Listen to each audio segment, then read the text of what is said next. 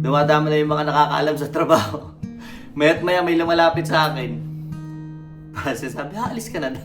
Bago kami nagdesisyon ng ganito, talagang pinag-usapan naming pamilya, namin mag-asawa. Kasi lahat apektado eh. Yung pagtatrabaho sa warehouse. Napakalaki nang naitulong yan sa akin, sa amin bilang pamilya. Sa pagsisimula namin dito sa Canada. Sabi ko kahit na mahirap, masakit sa katawan dahil sobrang lamig, masasabi ko rin na parang naging komportable na ako. Ayoko rin naman na ma-stuck na ako doon dahil hindi ko naman talaga ang buhay ay minsan para makuha mo yung gusto mo, mayroon ka rin kailangan i-sacrifice.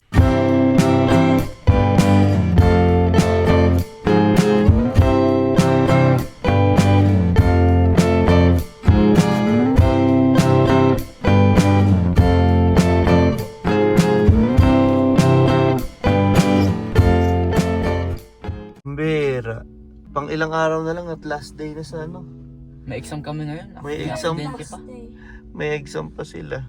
Naipit pa kami ng bombero dito, ayaw umalis kasi ay mayroong aksidente doon. Sana safe sila. Ayan, niharang ng bombero yung kanyang fire truck doon. Wala naman kami ibang lulusutan. Ayun, may tumawid na yung truck. Dito? Oo, ang tindi. Kaya naman. Kaya naman yun. Ayaw mo na yun, minumog na. Hintayin na lang. Kahit maliit, andun naman yung bus namin, Oo. kasabay ko. Yung bus nila, guys, makikita nyo sa side mirror. Ayun, 892. 892. Yan yung... Mackenzie bus. Ayan, no. Yan yung mga estudyante ng Saint mga Isabela. Isabela. Yan mga Taga estudyante Mackenzie. ng Saint Isabela na taga Mackenzie Town. Naipit din sila. So, hindi lang naman sina Jeron malili. Marami sila. Halos, Let's say it on the PA. yeah. Karamihan na nagko-commute na Pilan naman kami sa Saint Isabela. May exam pa naman. Go! Buti pa yung mga galing sa loob ng ng pamilihan. Nakakalabas sila. Binigyan sila ng way palabas. Kasi nililinis pa nila yung mga basag-basag eh. Ang mabutas ng gulong yun. Nandun yung yung nabangga. Ayun yung mga babae. Sila yung driver. At fault dyan, ayun nalabas. Nalabas syempre. Hindi man na nakita yung naganto eh. Stop yan eh. Nalabas. Ang pangit kasi ng lugar talaga na yan. Pa-curve kasi. Napakadami lagi aksidente dyan. Gawa ng pa-curve. Tapos nakikipagpatintera yung mga palabas. Lalo na yung mga left turning. Ay, bumaba na yung mga estudyante oh. Wala na. Sabi ng dalawang bata, maglalakad na lang din daw sila. Kasi lahat ng sakay ng bus ng Saint Isabela bumaba na. Ayun, nagdesisyon na yung dalawang bata. Nandito pa lang kami sa may Starbucks. Tapat ng Starbucks. Ay, hindi na kami umusad. So, sabi ng dalawang bata, maglalakad na lang daw sila. Nasaan na sila? Nandun na sila sa unahan. Kasi nga dahil dito guys, may aksidente na naman at iniharang ng bombero yung fire truck. So lahat kami dito ng pa eastbound, wala na, hindi na kami makago. Traffic na dito malala. At yung bus ng Saint Isabela na galing Mackenzie Town, ayun, naipit na dun. Nagdesisyon yung mga estudyante na bumaba na lang. Kaya nung nakita ni na Jeron, sabi nila bababa na lang din daw sila. Ayun no, yung bus. Kasi nga mukhang hindi uusad, kanina pa to. Grabe na yung traffic dito. One eternity later. Hatid sa bata, magdidilig muna tayo.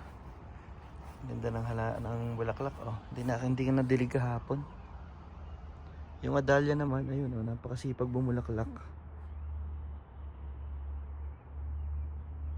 Yan, araw-araw to dinidilig eh. Nakakatuwa ang mga pabulaklak namin dito sa labas, oh. Iba-iba ng kulay, oh. At yung nasa gitna kong centerpiece, ang daming bulaklak, oh, violet.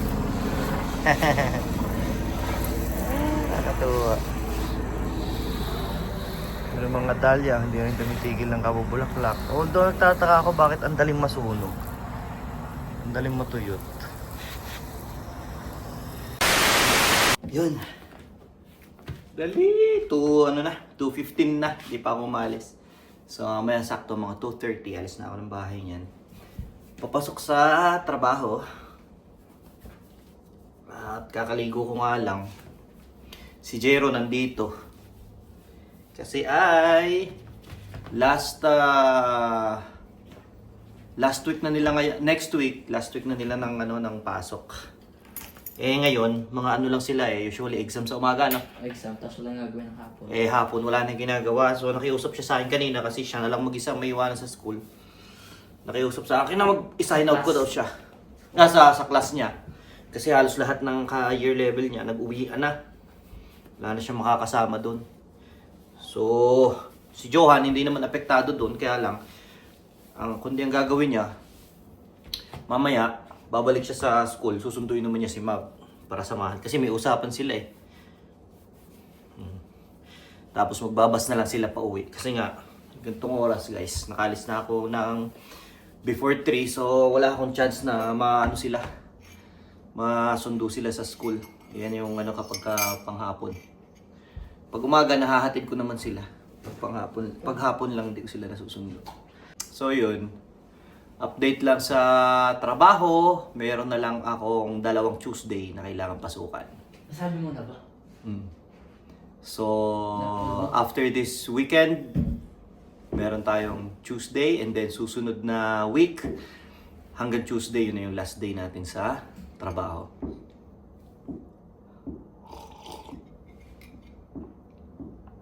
At dumadami na yung mga nakakaalam sa trabaho. Maya't maya may lumalapit sa akin. Kasi sabi, alis ka na daw. May pakpak talaga ang balita. Hindi nga makapaniwala Dati kong boss, na nag-move na papuntang Ontario. Nakarating na sa Ontario ang balita. Nag-move ka? Nakarating na sa Ontario ang balita. Nalaman? May nagsabi sa akin. So, bigla nag-message siya sa akin kahapon. Sabi niya, nabalitaan ko magkukwit ka na raw. Sabi ko, saan mo naman nalaman yan? So, ang galing talaga. Ang bilis ng balita. Nakarating na agad ng Ontario. Kasasubmit ko lang ng official resignation ko 2 days ago. Pero nakarating na ng Ontario yung balita.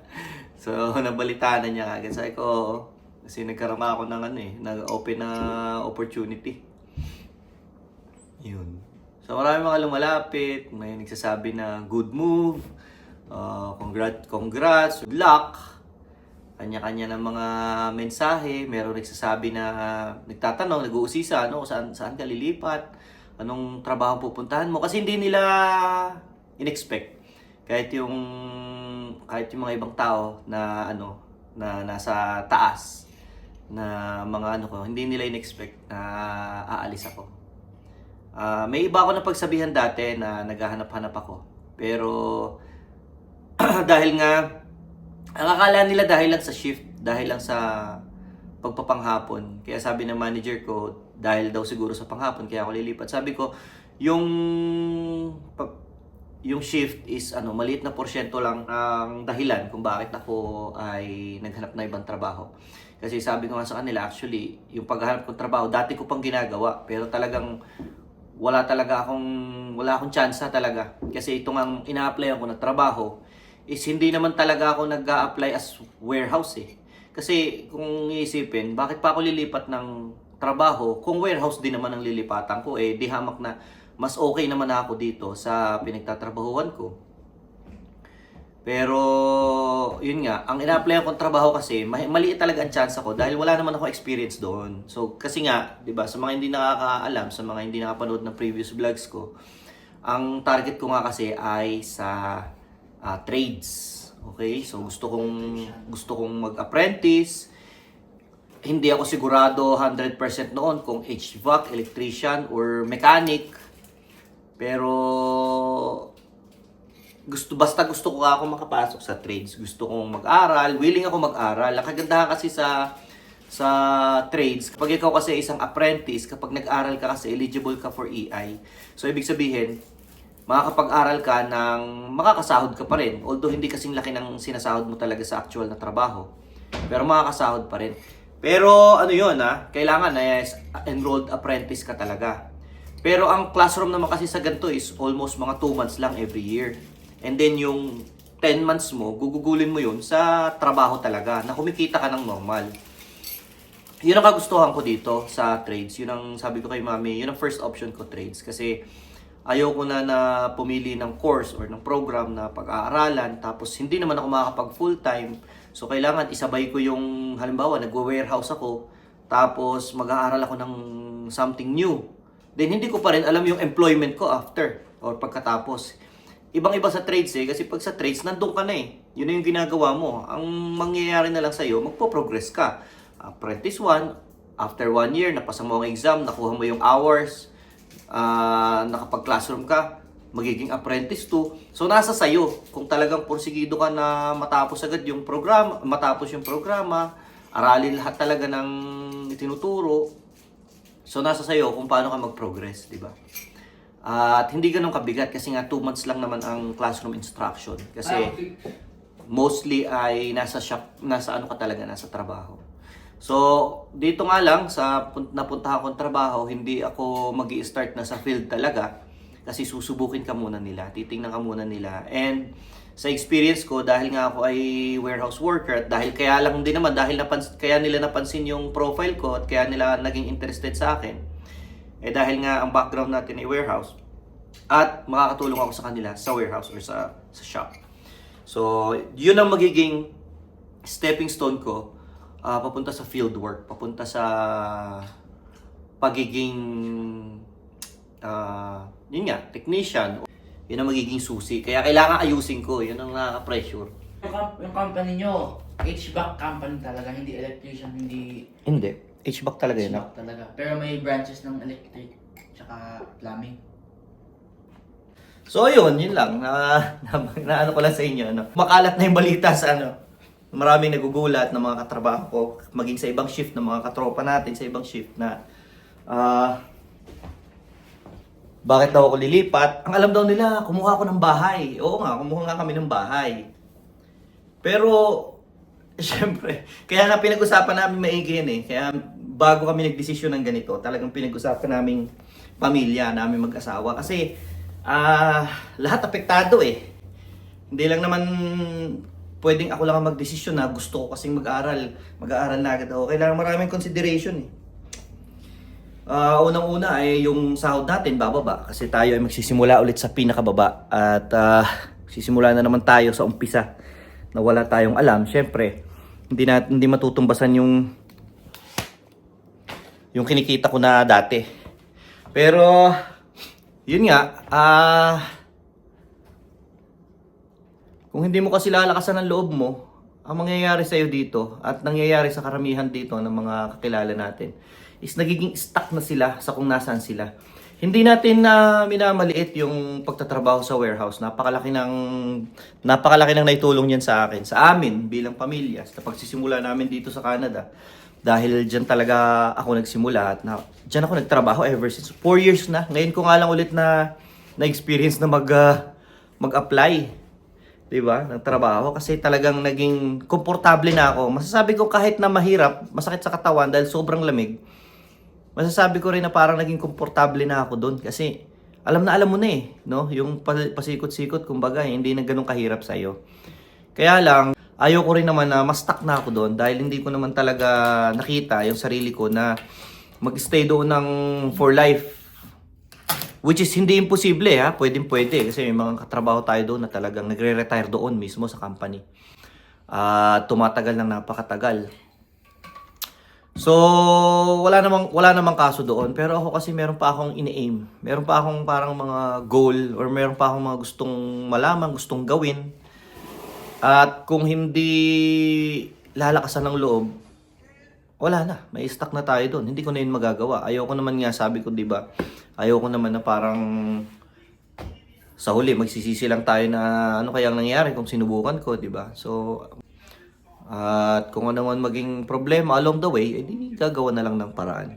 Kung kinakailangan na magdagdag ng trabaho, kapag medyo kinakapos, edi magdadagdag tayo ng trabaho. Ayun lang naman ang solusyon talaga doon. Pero at least, ganun talaga, ang buhay ay minsan para makuha mo yung gusto mo, mayroon ka rin kailangan i-sacrifice. Maaring oras, maaring, di ba? Pagod, sahod. Ganun talaga. At kapag ka nagkakaintindihan naman ng pamilya, meron kayong sistema, hindi naman ganun kahirap. Kasi nga ay, kumbaga, may magandang teamwork, kumbaga, sa pamilya. So, yun. Kasi naano ako, na-eye-opener sa akin kasi nga, meron mga katrabaho ako na lumapit sa akin na sabi nila, ako rin dati, sana, gusto ko rin sana umalis. Kaso matanda na ako. Tapos, okay na sahod dito. Yun talaga ang isang number 1 na pipigil sa'yo eh. Kapag inisip mo na okay na yung sahod mo, bababa ka na naman. Tapos dati, wala kang utang. Ngayon, may utang ka ng halimbawang sasakyan or bahay. Doon ka talaga panghihinaan eh. Kaya yun ang kalimitang pumipigil kung bakit napipigilan yung tao na lumipat or itry yung gusto niyang gawin dahil doon sa mga bagay na yun. At sabi nga nila sa akin, congrats, buti nagawa mo. Yun palang decision eh. Malaking decision na kasi yun eh. Yung palang magkapag-decision ka na umalis at sumubok ng bago, parang parang accomplishment na rin yun eh. Kahit although wala ka pang nangyayaring maganda, hindi mo pa nakikita ko ano mangyayari, pero parang kahit paano, pinakita mo na may lakas ng loob ka na umalis at gawin yung gusto mo. So, ayun. Minsan, ganun talaga eh. Pero wala namang masama, kagaya nga lagi ko sinasabi, wala namang masama na yung trabahong warehouse. Kung buong buhay mo diyan ka magtrabaho, wala talagang masama doon. At napakalinis na paraan ng pamumuhay na maipapakain mo sa pamilya mo dahil talagang pinaghirapan at pinagpaguran mo. Saludo ko sa lahat ng mga nagwe-warehouse.